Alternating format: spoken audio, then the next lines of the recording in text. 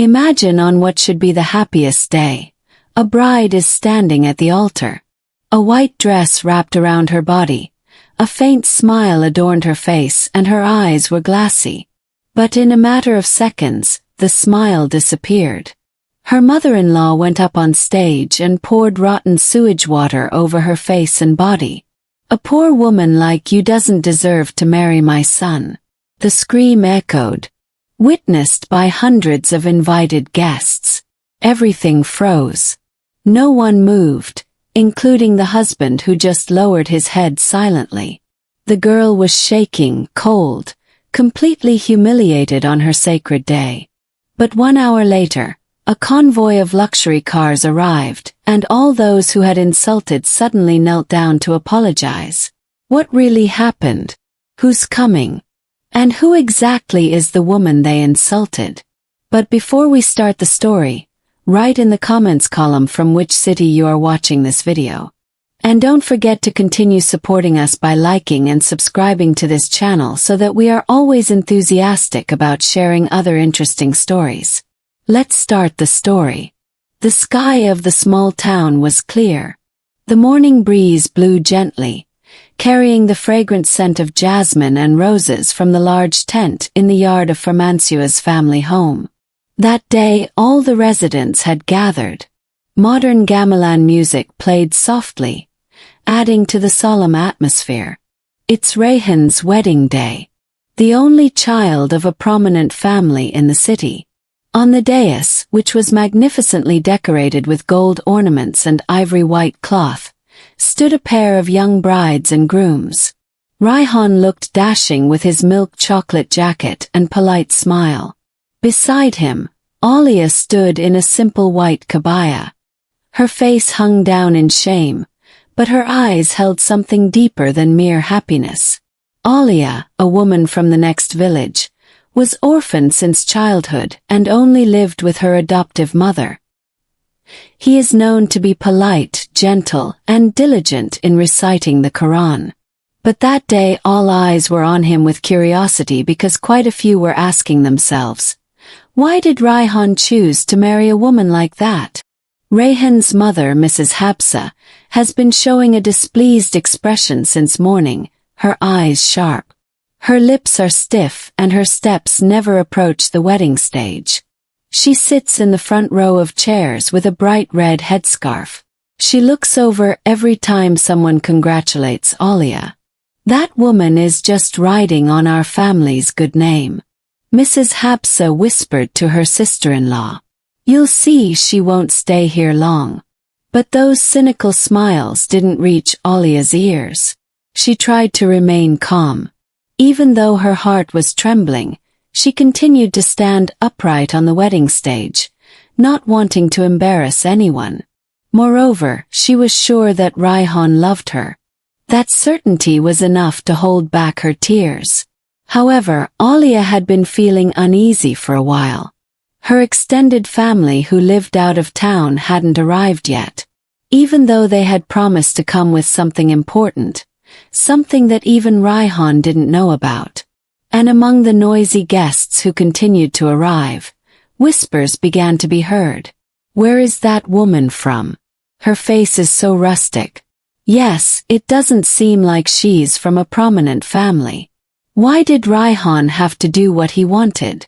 Every word was like a needle in Alia's heart, but she remained silent. Until finally a guest let out a small scream. Hey, that's Mrs. Habsa going up the aisle. Everyone turned. Mrs. Habsa walked quickly with an angry look. She was carrying a small bucket filled with murky water in her hand. Alia's face immediately turned pale. Rayhan reflexively tried to stop her. But it was too late in front of dozens of pairs of still silent eyes. Mrs. Habsa poured the gutter water directly at Alia. The splash hit Alia's white kabaya. A foul odor immediately spread. The guests screamed in shock. Some even stood up in disbelief. Alia was silent. Water dripped from her hair and face. The stench hit her nose. Her beautiful dress was wet and stained. Her body froze. All eyes were now staring at her like they were looking at trash. Mrs. Hapsa stood in front of her, holding the empty bucket with a face full of hatred. A village woman like you doesn't deserve to be standing here. You don't deserve to be my daughter-in-law.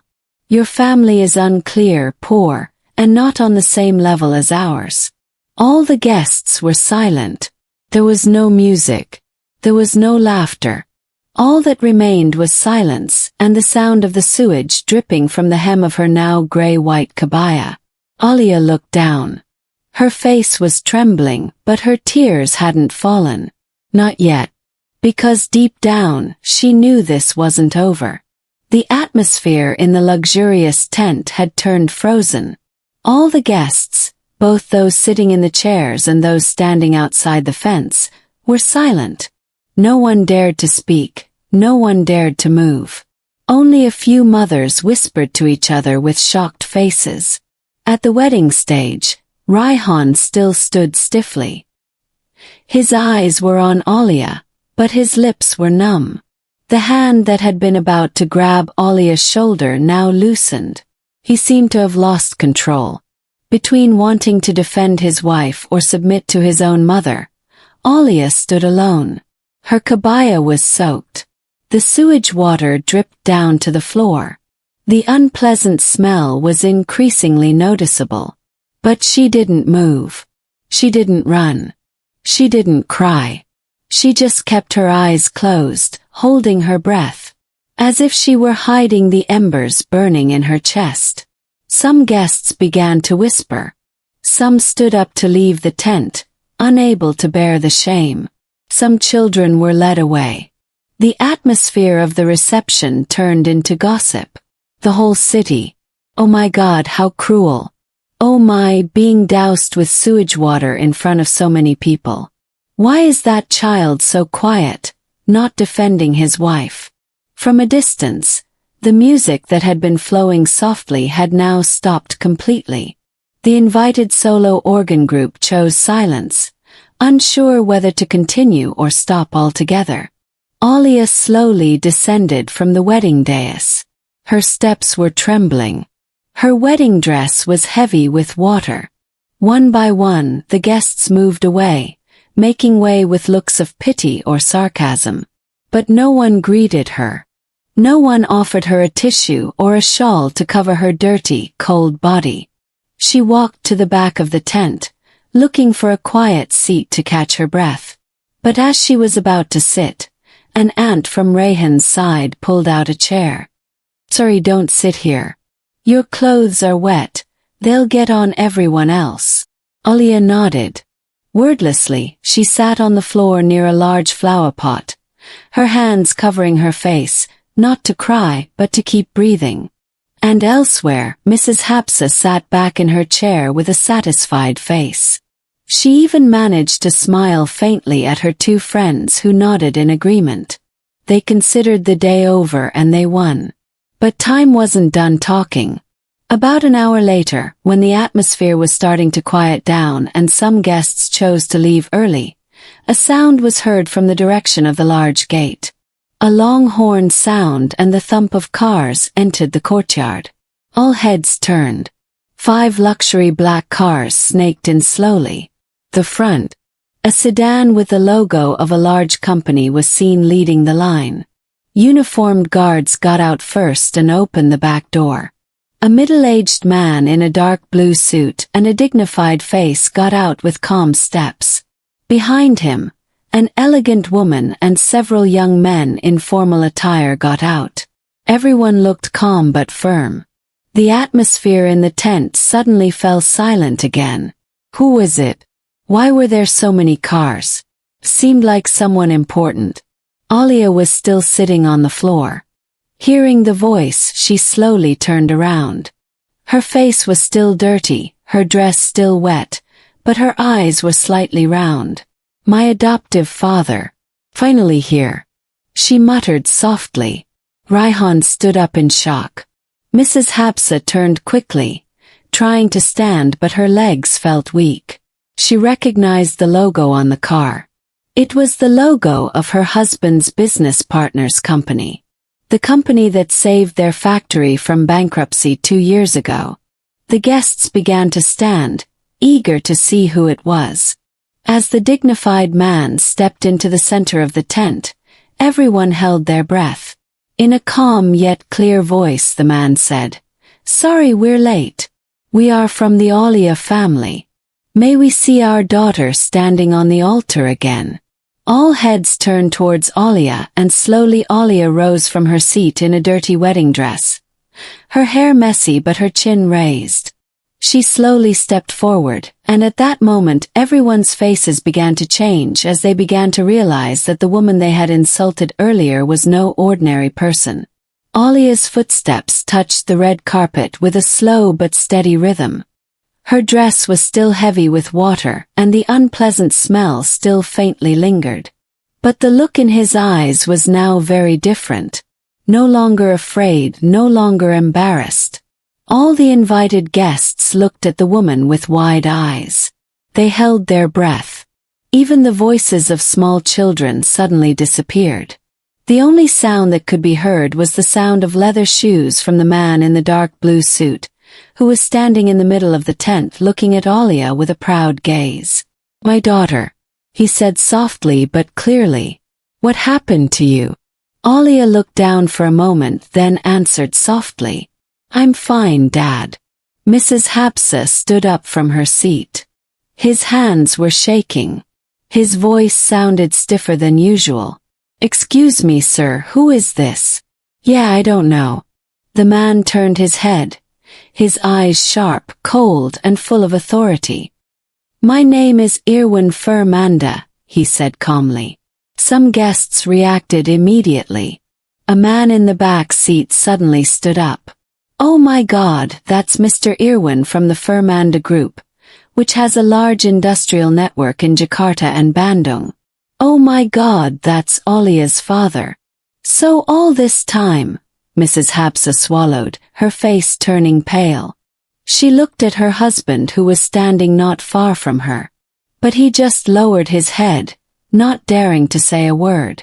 Alia walked slowly toward the altar, then stopped in front of the microphone installed in the center of the stage. She took a deep breath. "Thank you for coming to our wedding." Her voice was calm but echoed. "Today I am grateful not because I married Raihan, but because I finally know who truly accepts me and who doesn't." The guests began to look at each other, and I wanted to introduce myself. Alia continued. "My name is Alia Furmanda. All this time I have lived in the village because I preferred to take care of my seriously ill biological mother, rather than sit in an air-conditioned room managing a business from behind a desk." She looked at her mother-in-law. "And I do come from a poor family, but I am also the main owner of the Furmanda Group, a company that has been a strategic partner of the Raihan family company."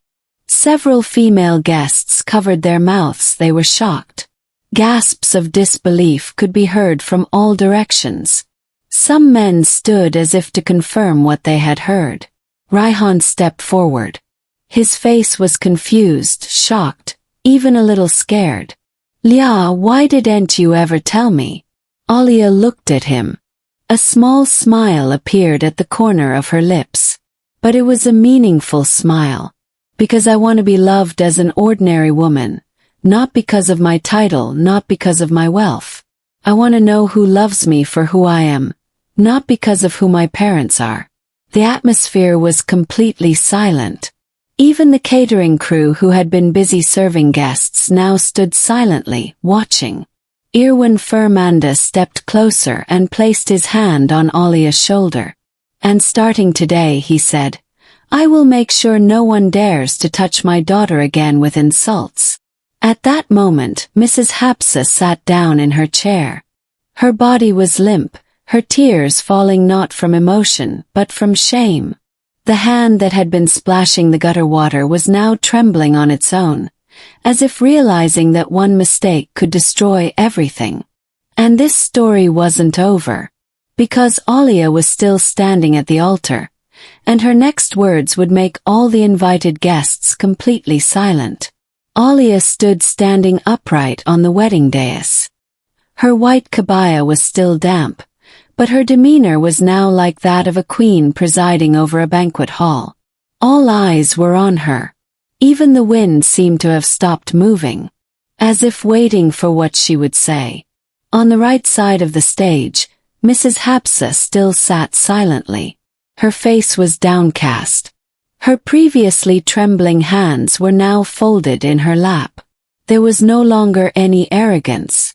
Only a shadow of shame surrounded her. Alia stared at the microphone in front of her. The sounds around her faded. Only the sound of her adoptive father, Mr. Irwin, slowly touching the floor, approached the wedding dais. "Today," Alia said calmly, "I stand here not only as a man's wife, but also as a woman who is learning that self-respect is far more important than lavish parties." He paused for a moment. All the guests were silent. "When I stood on this stage in such a shameful condition, no one helped me. Not one of you came to give a scarf, tissue, or even a word of comfort. And that is enough to show that love alone is never enough if it is not accompanied by respect." Raihan stepped forward trying to speak. "Yeah, I'm sorry. I really didn't expect Mom to do that. Alia raised her hand slowly. Raihan stopped talking. "I don't need an apology," said Alia. "I need proof. And when I stood alone, laughed at, insulted, you just kept quiet." Everyone began to understand where this conversation was heading. "I can forgive," she continued, "but I won't forget. And today I decided to leave this wedding not as a wife, but as a woman with self-respect." Suddenly, all the guests were stunned. Raihan looked devastated. His face suddenly turned pale.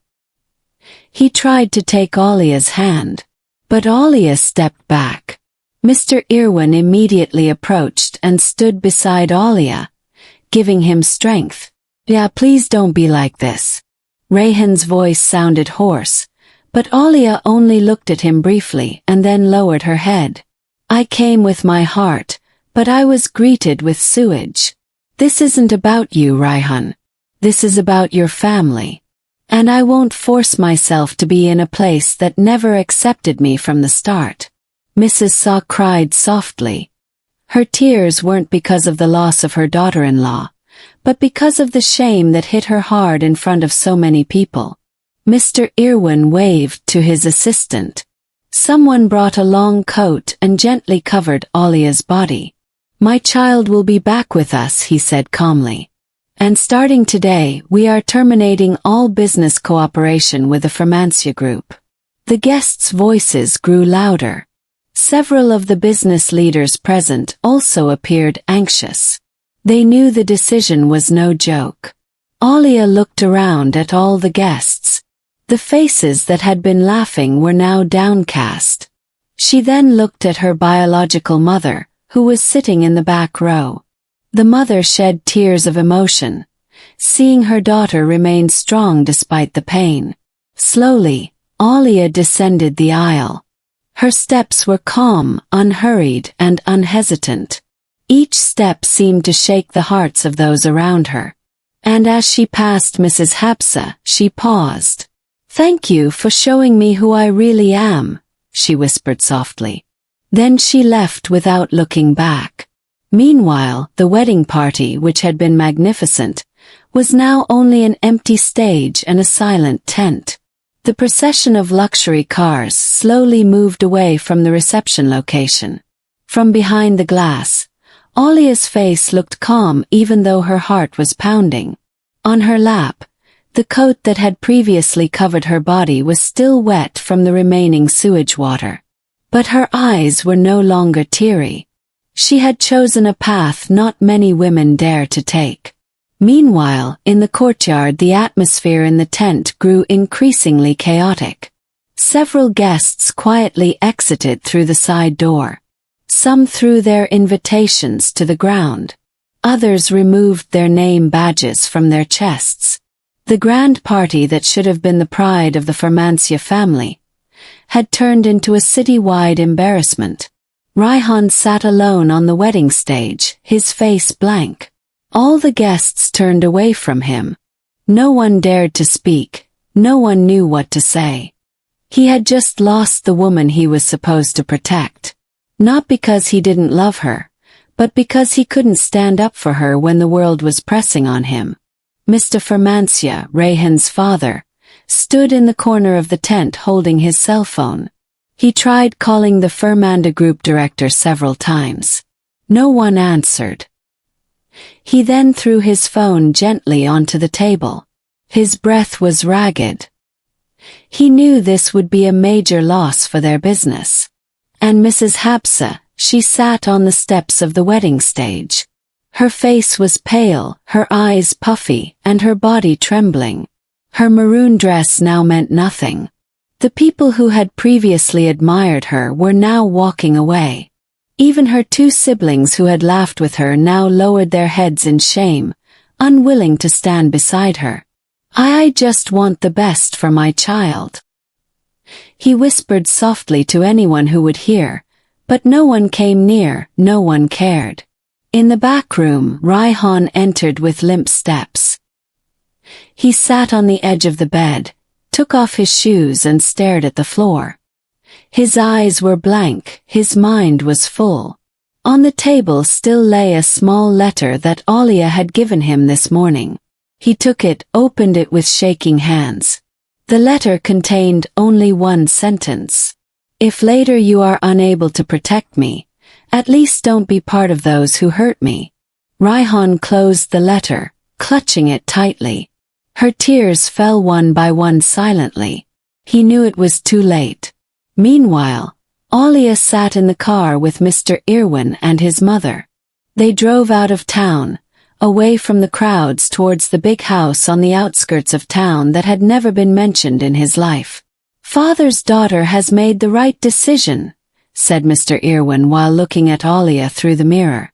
Alia smiled faintly. Her hand tightly gripped her mother's hand who was sitting next to her. I just want to be an ordinary woman, said Alia softly. But if I have to go back to being my old self, I'm ready. And that's when the screen of their lives began to change.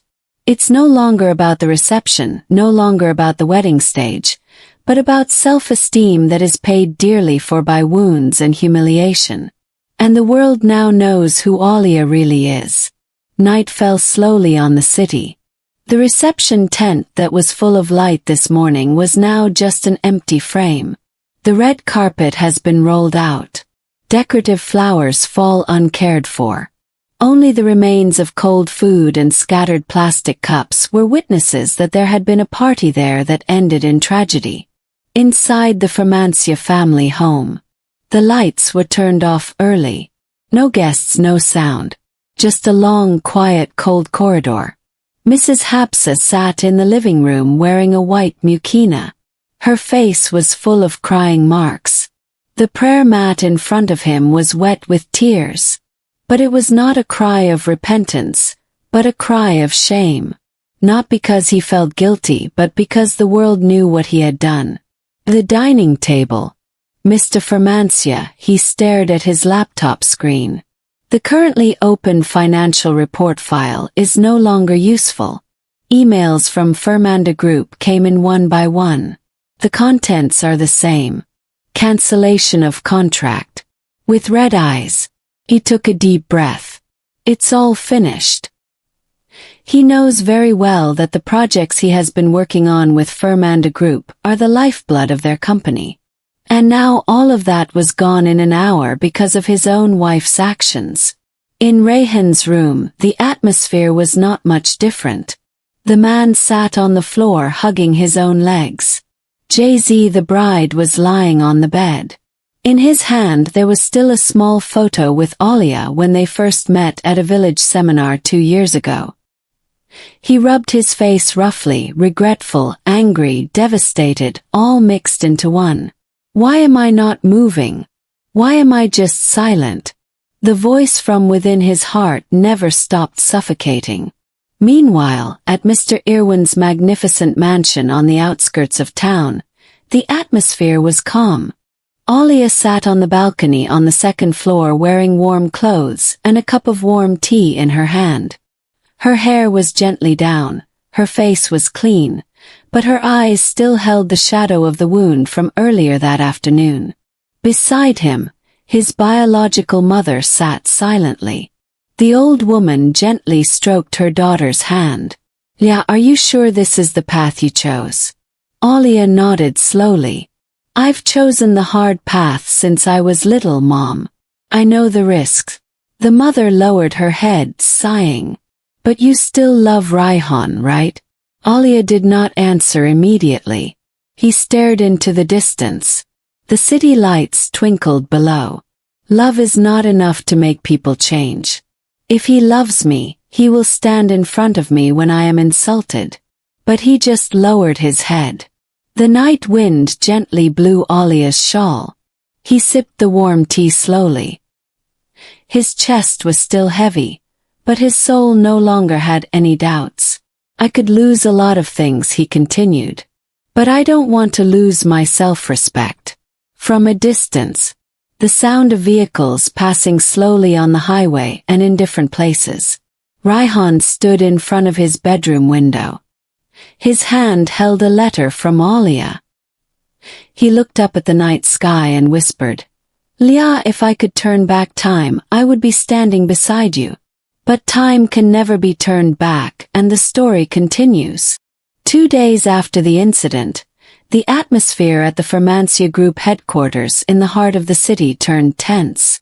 Usually in the morning you can hear the sound of light laughter and the clinking of coffee glasses in the main meeting room. But that day everyone worked in silence. Manor Project is restless. The finance department panicked, and the operational director kept looking down at the report that he couldn't finish reading. That morning Mr. Firmancia came earlier than usual. His face was crumpled, his tie loose, his eyes puffy from lack of sleep. He entered his office without greeting anyone. Some employees just greeted quietly while bowing deeply. In his hand was a folder containing important documents, all related to the collaboration which was suddenly cancelled by Firmanda Group. "If this contract is really terminated," he muttered, "then the main factory could be completely paralyzed in 3 months.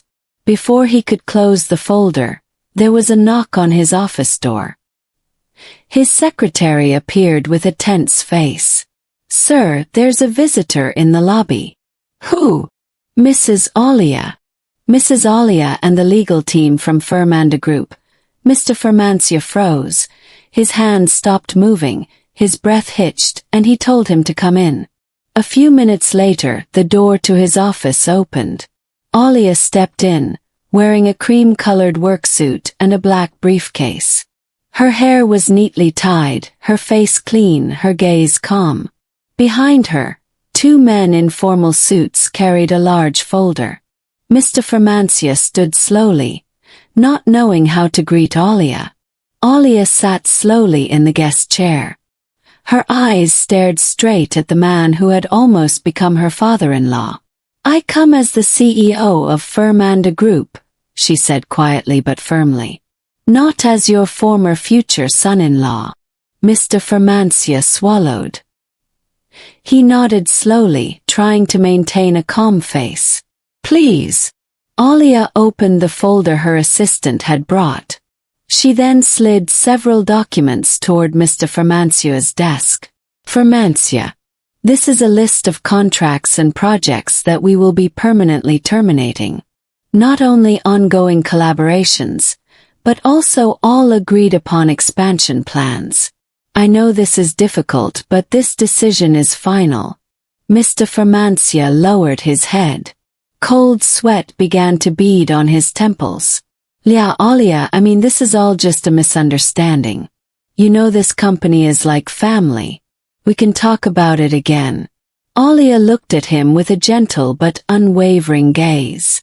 "I once wanted to be part of this family," she said quietly. "But 2 days ago what I received wasn't a warm hug. I was doused with sewage water in front of guests, in front of many people. And what hurt the most, his voice began to tremble, was that no one stood up for me. Mr. Fermancia covered his face with his hands.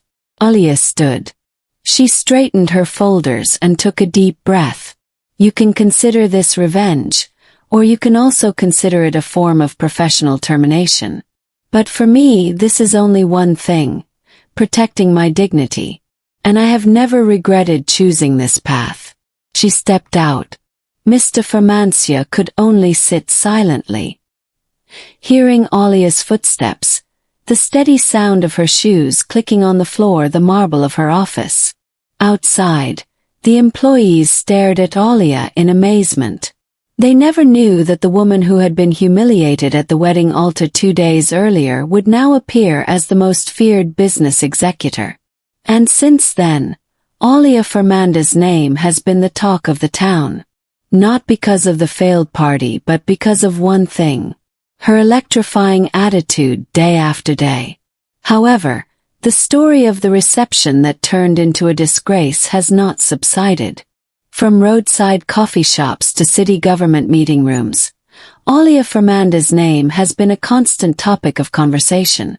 You know that girl who was doused with sewage water at her wedding, right? Yes. They say she's the CEO of a large company, one that also has a partnership with the Fermancia Group. Crazy, right? The mother-in-law is now the talk of the town, at school, at the market, at the mosque, and even on local social media. Video footage of Alia standing at the wedding altar wearing a wet kabaya is still circulating. Her calm face, her firm voice, and her final words before leaving the party, all captured clearly and going viral.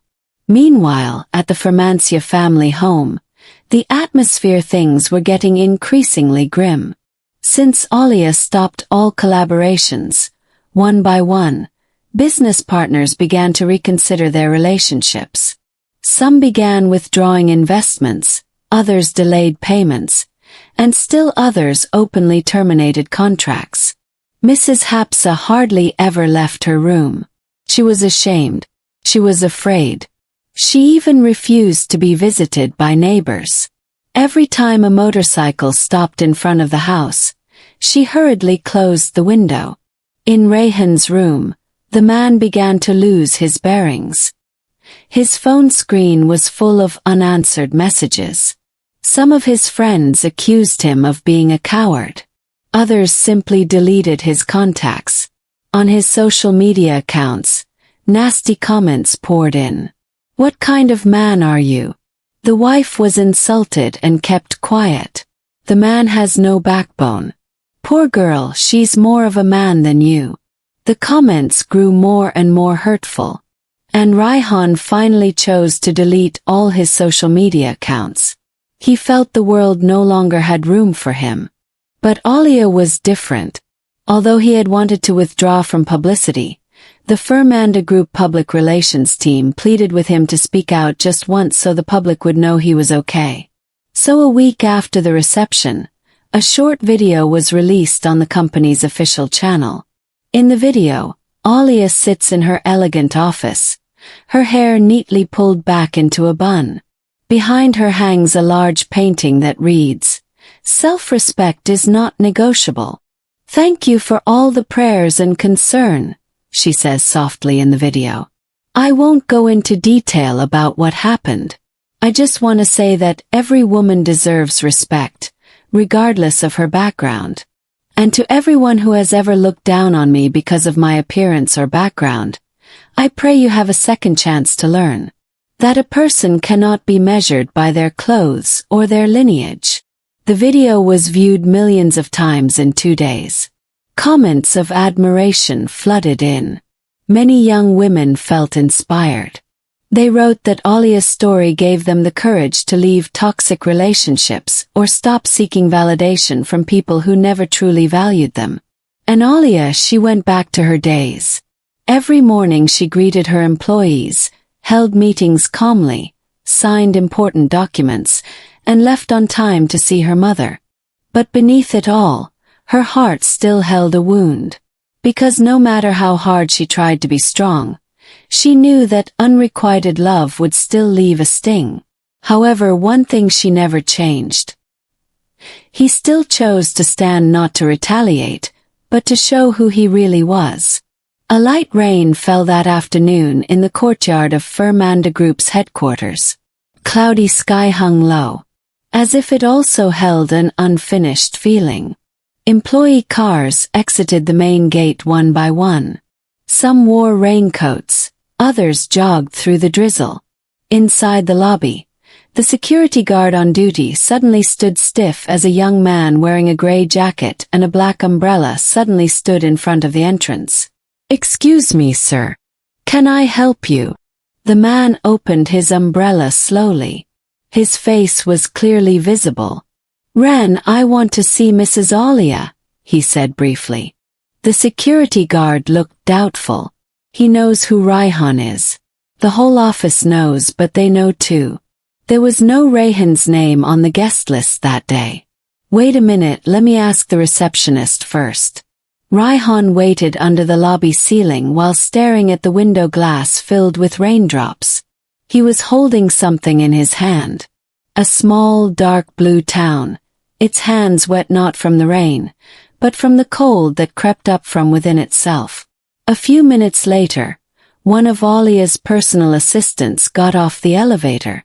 "Mr. Raihan, Mrs. Alia are in a meeting. If there is something you want to convey, maybe you can do it through me." Raihan looked at the man doubtfully, then shook his head. "I'll wait until he's finished." The assistant didn't answer, just nodded slowly, then went back upstairs. Meanwhile, Raihan sat on the sofa in the corner of the lobby. The wall clock kept ticking, the sky was getting darker, the rain didn't stop. 1 hour, 2 hours, finally the elevator door opened. Alia stepped out with graceful steps. Her hair was tied neatly, wearing a white blouse and a long gray skirt. In her hands were a work folder and a tablet. As she walked towards the door, her eyes met Raihan's. For a moment time seemed to stop. Alia stopped walking.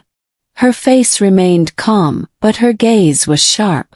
"What do you need here?" Raihan stood up. He bowed for a moment, then held out the small box. "This is our wedding ring that I didn't have time to wear back then. I know this won't change anything. I know I failed to protect you. But I just want you to know. I'm sorry." Alia didn't take the box. She just stared at him. "If you're truly sorry, you don't need to prove it to me. You prove it to yourself. Learn to stand up, even when you have to fight the person you love for the truth." Raihan sighed heavily, his hands trembling. "I still love you, Lia." Alia smiled faintly, her eyes glistening with tears, but not a single tear fell. "Darling, without courage, Raihan would only be hurt." She then stepped past Raihan out of the lobby door, into the rain that had not yet let up. Her steps were slow but full of confidence. And behind her, Raihan still stood hugging the ring box like someone who had just lost the whole world. Meanwhile outside, Alia looked up at the dark sky and said to herself, "I don't hold a grudge. I just learned to no longer hope for love that doesn't know how to stand by my side."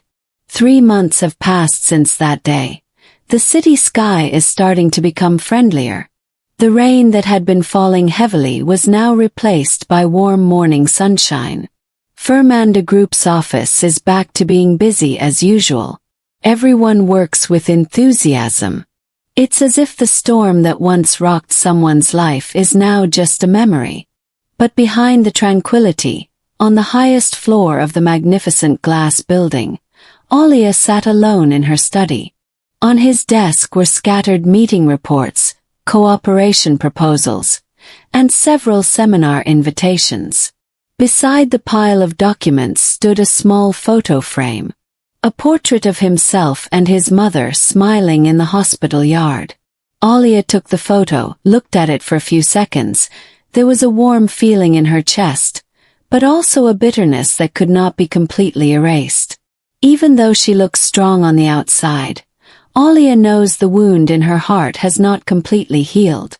Even though the whole world now admires him as a tough, elegant, and dignified figure, only he knows how lonely it feels when all the lights are off and only the ticking of the wall clock can be heard. While everyone went home to hug their partners and families, Alia stared at the sky from behind the window, silently asking, "Is this really all worth it?" When all these feelings came to him, he would open the small box kept in the desk drawer. The contents were not jewelry, not a love letter, but a small piece of her white kabaya cloth that had been stained by sewage water. He kept it neatly, not as a bitter memory, but as a reminder that he had been insulted, put down, and still managed to stand up. And that day when he opened the box again, someone knocked on his door. The personal assistant came in, carrying a folder and an invitation. "Ms. Alia, this is an invitation from the State University. They want Mom to be the keynote speaker at the graduation ceremony." Alia nodded, accepting the folder. But among the pile of documents, there was a small, light brown letter with no name, no sender. Alia opened the letter slowly. The letter only contains one sentence. "I'm learning to be a man who will no longer remain silent when women like you are hurt." Raihan Alia closed the letter, placing it gently on the table. He didn't cry, he didn't smile either. He just closed his eyes for a moment, then took a deep breath and got up from his chair. The day is not over yet. There are many other women out there who still need examples, still need courage, and are still looking for someone they can look up to.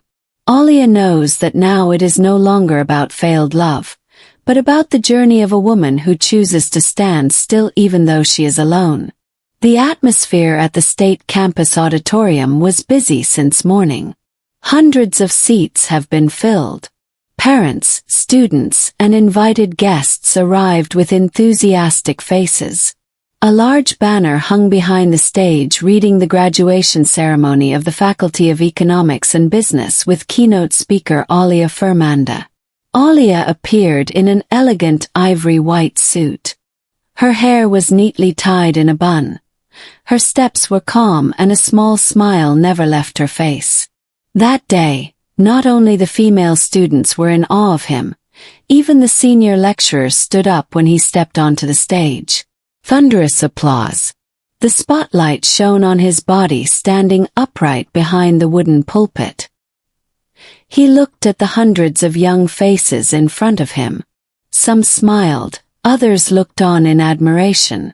However, Alia did not speak immediately. He stared into the corner of the room. Her mother sat in the front row, wearing a cream headscarf and a proud smile. "Today," Alia began, "you all stand at the pinnacle of a journey, but you must also know that the world out here is not always fair. Sometimes what you give is not commensurate with what you receive." The atmosphere was silent, everyone listened. "I once stood on stage not to give a speech like this, but to receive insults. I once stood wearing a white kabaya, but not as a speaker, but as a woman who was doused with sewage water on her wedding day." The whole room immediately fell silent. I am not telling this story to ask for pity. I do not need it. I am telling this because I know one of you will probably experience something similar. Being put down, belittled, insulted because of your background. And when that happens, you must know one thing. You must not fall.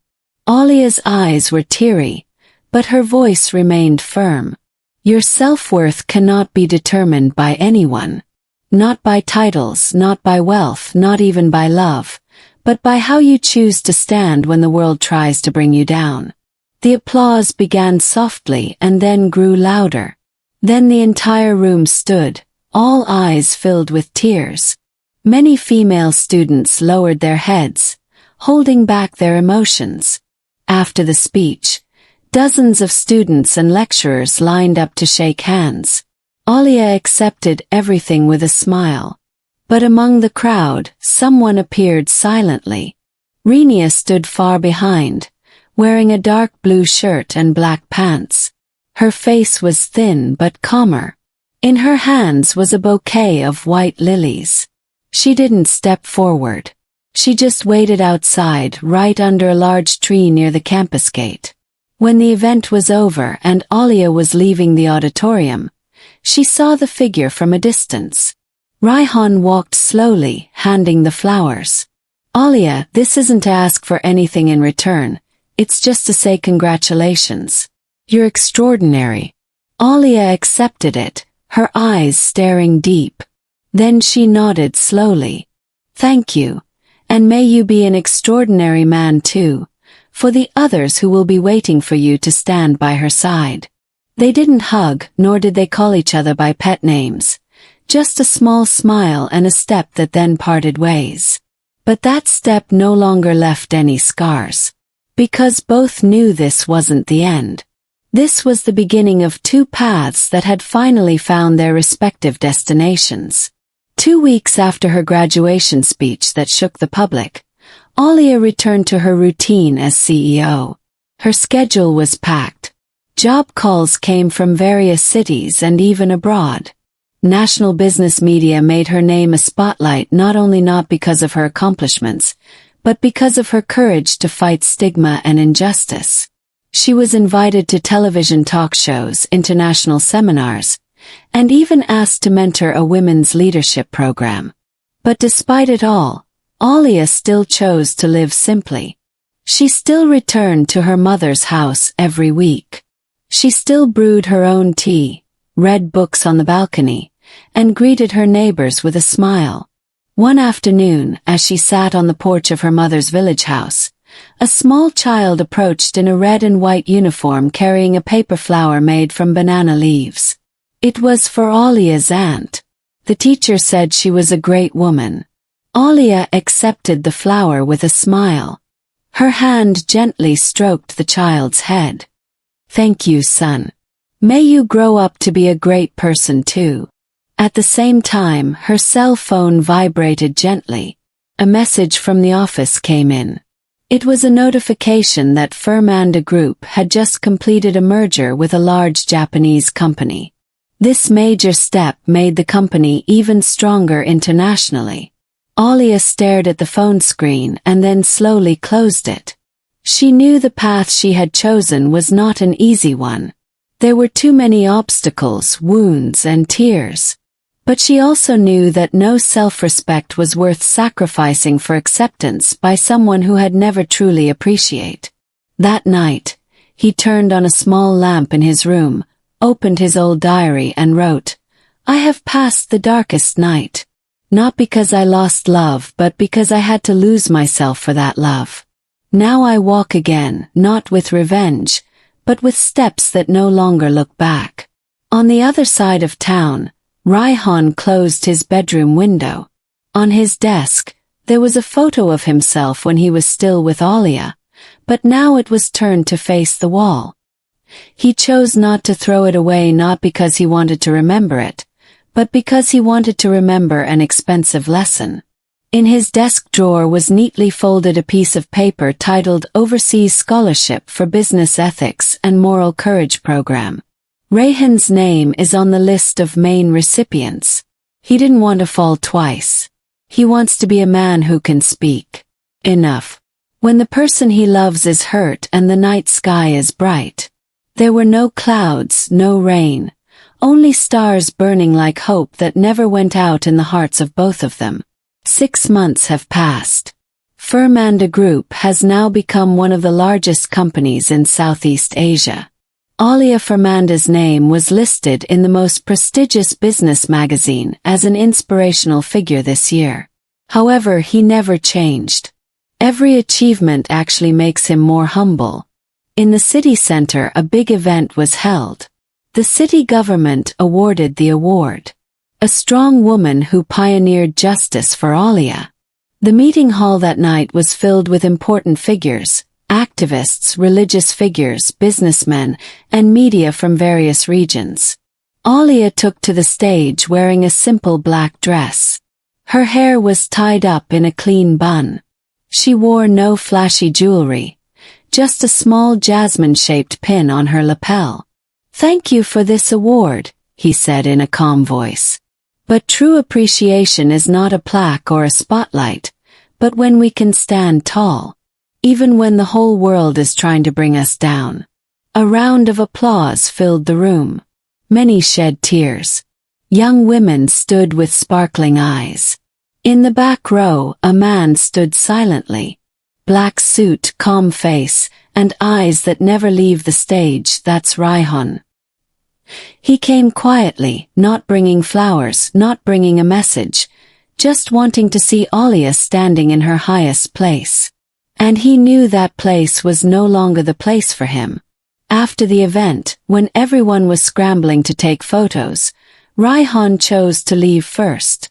He walked to the front garden of the building, sitting on an old wooden bench staring at the night sky.